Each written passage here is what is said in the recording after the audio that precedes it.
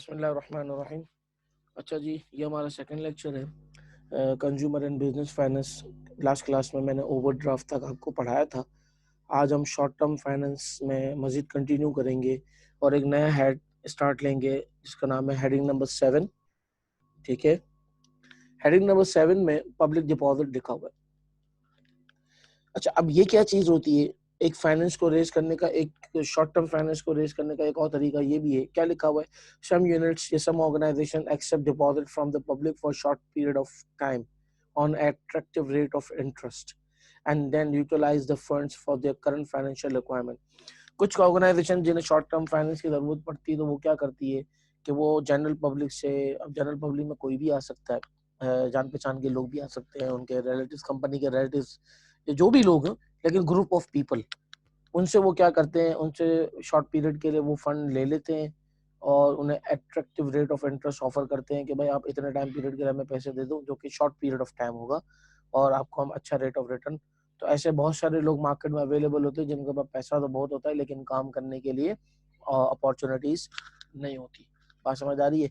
तो फंड्स को रेज करने का एक तरीका ये भी है कि आप जनरल पब्लिक से, या अब वो जनरल पब्लिक में बहुत सारे लोग आते हैं, वो आप समझते हैं, तो उसमें से किसी से भी आप फंड्स को लेके अपने शॉर्ट पीरियड ऑफ टाइम के लिए जो भी आपकी बिजनेस की नीड्स हैं उन्हें आप फुलफिल कर लें।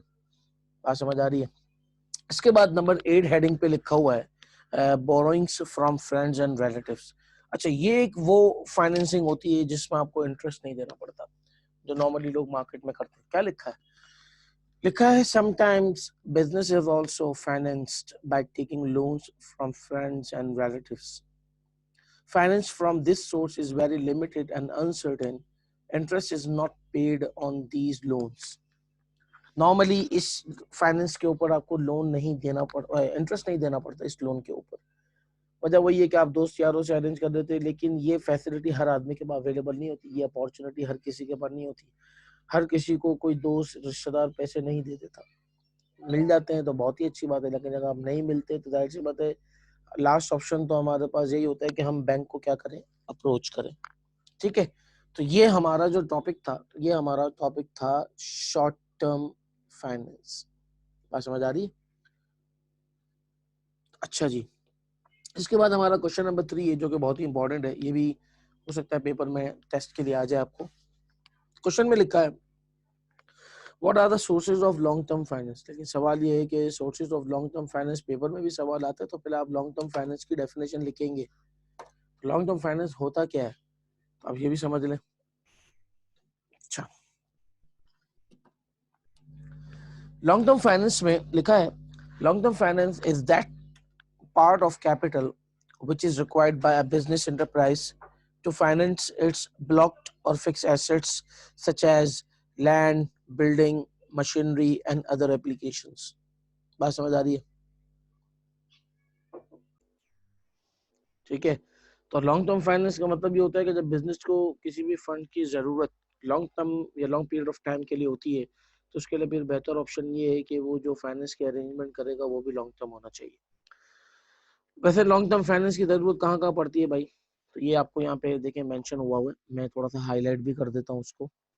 ये आप देख सकते हैं, यहाँ लिखा है land, building, machinery and other appliances for permanent nature.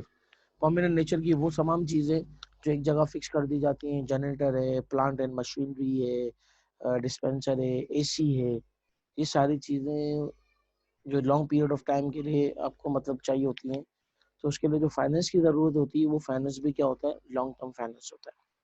आगे लिखा हुआ है इन द एस्टैब्लिश्ड अंडरटेकिंग, मतलब एक बिजनेस जो कि पहले से ही डेवलप हुआ हुआ है। इट इज ये वाली लाइन पढ़ लो। In the established undertaking, it is required for extending the scale production and for the renewal and replacement of fixed assets, or for taking the advantage of new discoveries. Thus, it is needed for considerable period of time, usually for 10 or more years, and hence it involves high cost due to higher amount of interest. इसलिए इस इन तमाम चीज़ों के लिए, इन तमाम activities के लिए जो फंड चाहिए वो लॉन्ग पीरियड ऑफ टाइम के लिए चाहिए। और याद रहे कि जब भी finance long period of time के लिए आप अरेंज करेंगे, बैंक से अरेंज करेंगे, तो फिर आपको हाई रेट ऑफ इंटरेस्ट भी पे करना पड़ेगा, याद रहे ये बात। क्योंकि सामने वाली पार्टी जो आपको लोन दे रही है उसके लिए भी तो रिस्क है। इसी तरह जब कोई ओनर अपना पैसा लगाता है ना लॉन्ग पीरियड ऑफ टाइम के लिए, तो फिर वो हाई रेट ऑफ रिटर्न भी एक्सपेक्ट कर रहा होता है कि मुझे रिटर्न भी तो अच्छा मिले तो मैं पैसा लगाऊं। क्योंकि सोर्सेस तो दो ही हैं, एक आपका लायबिलिटी और दूसरा आपका इन्वेस्टमेंट, अपना खुद का कैपिटल। तो अगर लॉन्ग टर्म के लिए इन्वेस्टमेंट कर रहे हैं तो रिटर्न क्या होना चाहिए, अच्छा होना चाहिए। अब सवाल है नीचे कि वो कौन कौन सी सोर्सेज हैं जहां से हमें लॉन्ग टर्म फाइनेंस अरेंज हो जाता है बड़ी आसानी के साथ। उसमें पहला पॉइंट क्या लिखा हुआ है, शेयर्स। हमने रिसेंटली जॉइंट स्टॉक कंपनी पढ़ा था क्लास के अंदर, तो मैंने कहा था कि व्हाट इज शेयर। शेयर जो होता है वो कंपनी के अंदर एक बंदे का वो हिस्सा जो उसने कंपनी से परचेज किया है। कंपनी में बहुत सारे लोग इन्वॉल्व होते हैं, जनरल पब्लिक इन्वॉल्व होती है, तो उसकी डिटेल में मैं अभी नहीं जाना चाह रहा। लेकिन शेयर का मतलब है दैट पार्ट ऑफ इन्वेस्टमेंट जो कि मैंने अपनी कंपनी, किसी कंपनी में, एक जॉइंट स्टॉक कंपनी में इन्वेस्ट किया है, तो उसके रिटर्न में जो मुझे सर्टिफिकेट्स मिलते हैं, उन सर्टिफिकेट मतलब मेरा मेरा कंपनी में क्या हिस्सा है। और याद रहे कि शेयर जो होती है वो एक लॉन्ग टर्म इन्वेस्टमेंट कंसिडर की जाती है। इसके बारे में पहला पॉइंट अब आपके सामने नजर आ रहा है, शेयर्स क्या लिखा हुआ है। The initial capital is obtained by a new concern bye floating shares.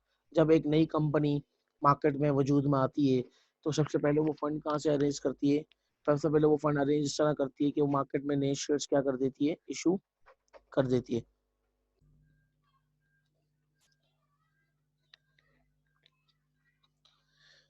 तो न्यू शेयर्स मार्केट में आप क्या कर दे, फ्लोट कर दे। जब आप न्यू कंपनी में के शेयर्स मार्केट में फ्लोट करेंगे तो उसके रिटर्न में जो आपकी कंपनी में पैसा आएगा वो पैसा आपका लॉन्ग टर्म इन्वेस्टमेंट एक तरह से कंसिडर किया जाएगा। जो लोग आपकी कंपनी के शेयर्स खरीदेंगे तो वो पैसा आपके पास जो फंड रेज होंगे वो लॉन्ग टर्म के लिए अरेंज हो जाएंगे। तो ये एक लॉन्ग टर्म सोर्स है आपके पास। आप इसमें रिटर्न में ये होता है कि आपको डिविडेंड देना पड़ता है। वो डिविडेंड में यहाँ हाईलाइट कर रहा हूँ, ये देख ला, सॉरी।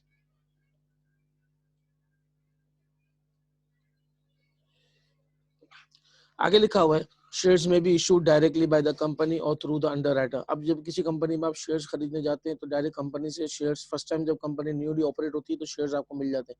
लेकिन आज का ट्रेंड ये होता है कि आपको स्टॉक मार्केट से, जो कि एक पूरी एक एसोसिएशन है, वहां से आपको किसी भी कंपनी के शेयर्स चाहिए तो उसका एक पूरा प्रोसीजर है शेयर मार्केट में काम करने का। आपने सुना भी होगा कि स्टॉक मार्केट में आपको एक किसी ब्रोकर से अपना अकाउंट ओपन कराना पड़ता है और फिर उसके थ्रू आप क्या करते हैं, किसी भी कंपनी के शेयर्स सेल एंड परचेज आप कर सकते हैं।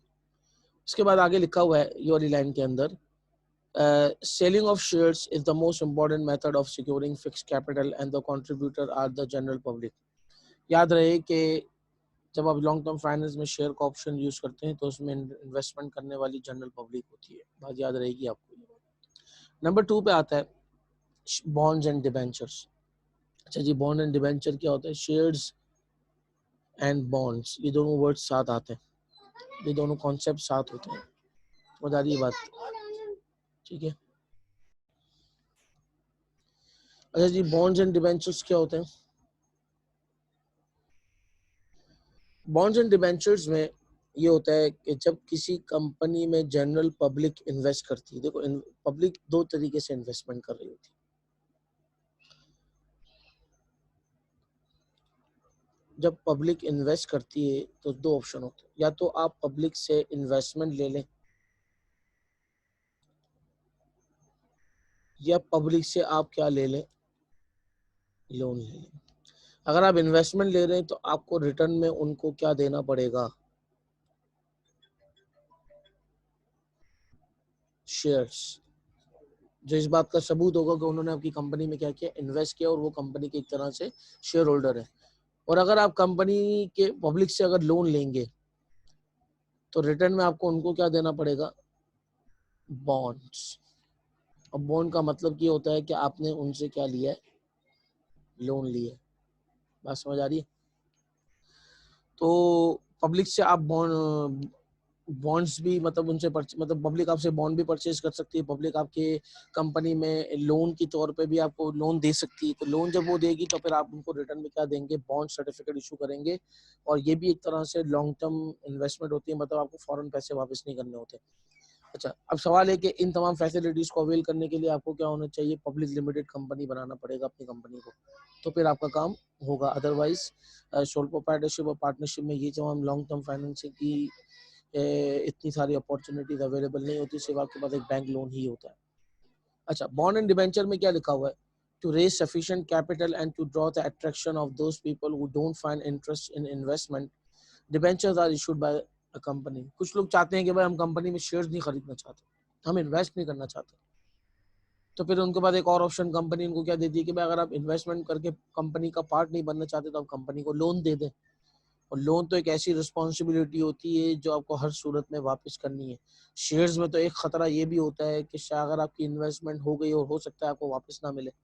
लेकिन लोन जब कोई बंदा पब्लिक देगी तो उसको पता होता है कि लोन तो मुझे हर सूरत में वापस मिलेगा क्योंकि कंपनी के ऊपर एक रिस्पॉन्सिबिलिटी है। Debenture is a promissory note for the repayment of money borrowed and the payment of interest at a fixed rate.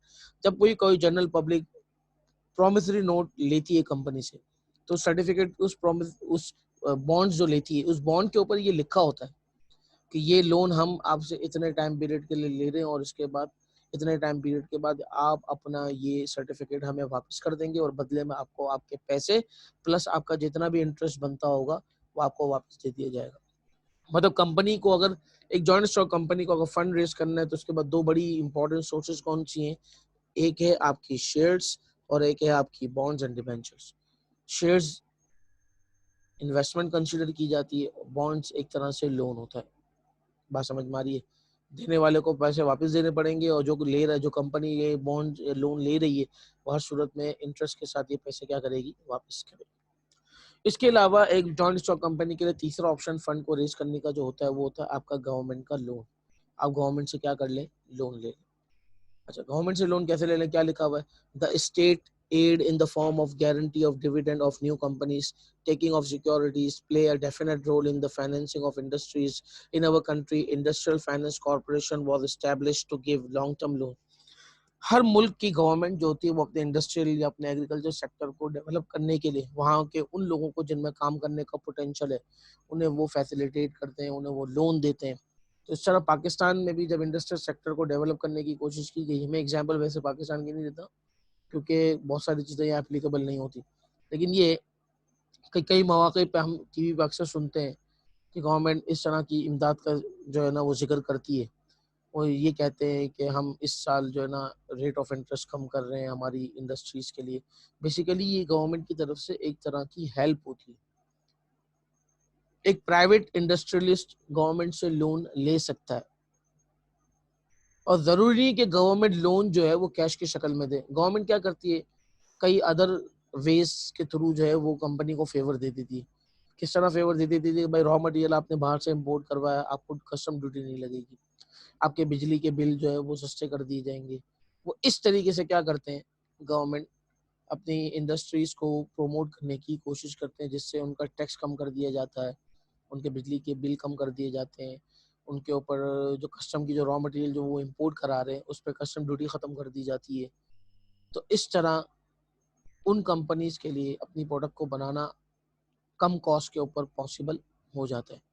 तो गवर्नमेंट लोन की शक्ल एक इस तरह की होती है। इसी तरह एक प्राइवेट कंपनी जो है या एक ऑर्गेनाइजेशन जो है, गवर्नमेंट लोन के अलावा उनके पास एक और ऑप्शन भी होता है जिसको हम कहते हैं फाइनेंशियल इंस्टीट्यूशन। मतलब एक गवर्नमेंट के इंस्टीट्यूट्स भी मौजूद हैं लोन देने के लिए और एक प्राइवेट फाइनेंशियल इंस्टीट्यूशंस भी मार्केट में मौजूद हैं जिनका काम क्या है, इस तरह के लोगों को लोन देना जो अपने बिजनेस को डेवलप करना चाहते हैं। फिर वो पूरी चेक एंड बैलेंस पूरा देखते हैं, सारी इन्वेस्टिगेशन करने के बाद वो पूरा एक चीज़ को एक बिल्कुल कंफर्ट जोन में आने के बाद वो इस तरह के बिजनेस को सपोर्ट करते हैं, लोन देते हैं कि वाकई नीड है या नहीं है। तो इस तरह पाकिस्तान में भी प्राइवेट इंस्टीट्यूट बहुत सारे हैं जो काम कर रहे हैं। अभी तो यहाँ पे क्या लिखा हुआ है नंबर हेडिंग नंबर 4 के अंदर, in Pakistan there are following institutions from which different industries can take their finance for long period of time. Pakistan में गवर्नमेंट ऑफ पाकिस्तान ने बहुत से कई इस तरह के इंस्टीट्यूट बना दिए हैं जो डिफरेंट सेक्टर को सपोर्ट करने के लिए बनाए गए हैं जब से पाकिस्तान बना है। एक नाम लिखा हुआ है पिकिक, ये जो लिखा हुआ है ए में लिखा हुआ है पिकिक। पिकिक एक तरह का बैंक था, ठीक है। और इस बैंक का जो मेन मकसद था, देखें क्या लिखा हुआ है, this corporation aims at stimulating promotion of new industries, the expansion of the existing ones and the furnishing of the technical know how as to increase production. जब पाकिस्तान न्यूली डेवलप हुआ था तो एक ज़माने में एक गवर्नमेंट ऑफ पाकिस्तान ने एक बैंक अनाउंस किया और उस बैंक के बारे में ये बताया कि वो हजरात जिनके पास काम करने का पोटेंशियल है, या वो हजरात जिनके पास जगह तो है, जिनके पास फैक्ट्री तो है, लेकिन वो अपनी फैक्ट्री के रनिंग एक्सपेंसेस को मीट नहीं कर सकते, तो हम इस तरह की ऑर्गेनाइजेशन को क्या करेंगे, सपोर्ट करेंगे। कैसे सपोर्ट करेंगे कि ये बैंक जो था वो उन तरह उस इंडस्ट्रीज को क्या किया करता था, लोन दिया करता था। ठीक है, जब वो लोन दिया करेगा तो जाहिर सी बात है कि एक एक्टिविटी जनरेट होगी, इन्वेस्टर और जो ओनर्स, इंडस्ट्रियल ओनर्स हैं, उनके पास एक फंड्स की अवेलेबिलिटी हो गई तो वो प्रोडक्शन कर पाएंगे। तो बेसिकली गवर्नमेंट ऑफ पाकिस्तान का इसमें टारगेट क्या था कि मुल्क के अंदर क्या हो, फैक्ट्रीज को डेवलप किया जाए, इंडस्ट्रीज को प्रमोट किया जाए, ताकि लोगों को क्या मिले, जॉब मिले। और जाहिर सी बात है कि जब एक ऑर्गेनाइजेशन किसी कंट्री के अंदर प्रमोट होती है, डेवलप होती है, चलती है, तो उससे गवर्नमेंट का भी बहुत बड़ा स्टेक है, गवर्नमेंट का भी बहुत बड़ा इंटरेस्ट है उसमें कि उन्हें क्या मिलेगा, टैक्स मिलेगा। तो हर मुल्क की ये कोशिश होती है कि वो अपनी ऑर्गेनाइजेशंस को क्या करें, प्रमोट करें, क्योंकि इसमें उन्हीं का फायदा है। बात समझ आ रही है? जॉब्स क्रिएट होती हैं, अनएम्प्लॉयमेंट खत्म होती है, प्रोडक्शन होती है, लोगों की नीड्स पूरी होती हैं, गवर्नमेंट को टैक्स मिलता है, मल्टीपल पॉजिटिव इफेक्ट्स उसके आते हैं। अगर किसी भी बिजनेस को प्रमोट किया जाता है तो उसकी सोसाइटी में मल्टीपल पॉजिटिव इम्पैक्ट आते हैं। इसके बाद हमारी लास्ट हेडिंग है आईडीपी। ये बेसिकली ये जो बी लिखा हुआ है ना, बी बेसिकली ए और बी यू है, काउंटिंग है, ये काउंटिंग है। आईडीबी का फुल फॉर्म है industrial development bank of Pakistan. Government of Pakistan ने अपने शुरू के सालों में एक industrial development bank of Pakistan भी बनाया। This bank was set up to provide credit and other facilities for the development of industries. इसका भी काम क्या था, इंडस्ट्रीज को डेवलप करने के लिए उनको फंड्स देना, ताकि वो रॉ मटेरियल खरीद सकें, वो प्लांट एंड मशीनरी को देख सकें, बहुत सारे एक्सपेंसेस हैं, रनिंग एक्सपेंसेस उनको मीट कर सकें, ताकि ये इंडस्ट्रीज क्या हों, डेवलप हों। इसके बाद लास्ट में लॉन्ग टर्म डिपॉजिट्स के अंदर हमारे पास एक और हेडिंग आती है, पब्लिक डिपॉजिट्स। पब्लिक डिपॉजिट्स क्या है, वही जो अभी पीछे भी पढ़ा था हमने। An enterprise can raise finance by acceptance of deposit. मतलब अगर आपको लगता है कि आपकी कंपनी बहुत अच्छी है तो आप अपनी कंपनी की अच्छी मार्केटिंग करके मार्केट में ये कह सकते हैं कि भाई जो लोग हमारी कंपनी में इन्वेस्टमेंट करना चाहते हैं, हमारी कंपनी को लोन देना चाहते हैं, तो वो दे सकते हैं, हम उन्हें अच्छा रेट ऑफ रिटर्न देंगे। यही पॉइंट हमने पीछे भी पढ़ा था, अभी मैं दिखाता हूँ कैसे। पब्लिक डिपॉजिट्स देखें तो आप जनरल पब्लिक से कंपनी डायरेक्टली खुद भी क्या कर सकती है, फंड को रेज करके, मार्केटिंग करके, प्रमोशन करके रेज कर सकती है। लेकिन इस मेथड के बारे में एक खतरा है, और वो खतरा क्या है, वो यहाँ मेंशन है कि this method is how ever dangerous and has decline in importance in recent years. अगर कंपनी डिफॉल्ट कर गई तो बंदे का पैसा डूब गया। इसलिए गवर्नमेंट ऑफ पाकिस्तान भी इस तरह के लोगों को मना करती है कि भाई इस तरह हम डायरेक्टली जो है ना ऑथोराइज और एक ऑथेंटिक कंपनीज में आप क्या करें, इन्वेस्टमेंट करें, एक प्रॉपर चैनल के थ्रू जो चीज़ आ रही हो ना, जो फैसिलिटीज आ रही हो उनमें इन्वेस्ट करें, बगैर सोचे समझे अपनी मर्जी से किसी भी चीज़ में इन्वेस्टमेंट ना करें। और अब तो गवर्नमेंट जो है वो इस तरह की कंपनीज को अलाउ ही नहीं करती कि वो डायरेक्टली बगैर परमिशन के जो है वो पब्लिक से फंड को रेज करे। लास्ट हेडिंग है हमारे पास, प्लफिंग बैंक ऑफ फंडिंग। ठीक है, इसमें क्या लिखा हुआ है, this is very easy method of financing and is available to only establish enterprise. मतलब वो ऑर्गेनाइजेशन, मैं इस हेडिंग का नाम थोड़ा सा चेंज करूंगा, मैं इस हेडिंग का नाम ये चेंज करूंगा कि मैं इसको लिख देता हूं, financing from retain earning. Retain earning वो होती है कंपनी का वो प्रॉफिट जो आपने कई पुराने सालों से जमा करते रहे, घर लेके नहीं गए, वो आपके बिजनेस में ही अभी भी क्या हुए हुए पड़े हुए हैं, तो अगर आपको बहुत पैसों की ज़रूरत पड़ी तो आप वही प्रॉफिट निकाल के अपने बिजनेस में यूज़ कर लें। लेकिन ये ऑप्शन सिर्फ अवेलेबल होता है उन ऑर्गेनाइजेशंस के लिए जो बहुत पुरानी है, क्योंकि पुराना प्रॉफिट को इस्तेमाल करने के लिए कंपनी का भी तो पुराना होना ज़रूरी है ना। एक नई फॉर्म, न्यूली स्टैब्लिश ऑर्गेनाइजेशन के बाद तो रिटेन अर्निंग होती ही नहीं है, क्योंकि उसको साल ही नहीं गुजरे। हर कंपनी अपना पूरा का पूरा प्रॉफिट घर लेके नहीं जाती, उसका कुछ हिस्सा वो क्या करते हैं, कंपनी के फर्दर एक्सपेंशन के लिए वो संभाल कर रखते हैं कि फ्यूचर में ज़रूरत पड़ेगी। तो ये जो पैसा होता है जो कई सालों से आपने जमा करके रखा हुआ है, वो कहलाता है रिटेन अर्निंग। और रिटेन अर्निंग का ऑप्शन सिर्फ पुरानी ऑर्गेनाइजेशन के पास होता है, नई ऑर्गेनाइजेशन के पास। तो अगर कोई पुरानी ऑर्गेनाइजेशन है और उसको फाइनेंस की ज़रूरत पड़ी, तो उसके बाद एक ऑप्शन ये भी है कि वो अपने पुराने प्रॉफिट्स जो उसने जमा करके रखे हुए, जो वो घर लेके नहीं गए, वो उनको भी निकाल के अब बिजनेस को फर्दर एक्सपेंड करने के लिए, किसी भी ज़रूरत के लिए वो उस फंड को क्या कर सकते हैं, यूज़ कर सकते हैं। यहाँ पर आपका ये टॉपिक, जिसमें kinds of finance, short term and long term और दोनों की काइंड्स हमारी पूरी हो गई हैं। तो ये मेरा एक दूसरा लेक्चर था जिसको मैं कहूँगा कंज्यूमर एंड बिजनेस फाइनेंस का लेक्चर 2। ठीक है जी। वीडियो समझ में आए तो काइंडली उस पर कमेंट ज़रूर करें। कोई बात समझ में नहीं आ रही तो पूछें ज़रूर। Thank you.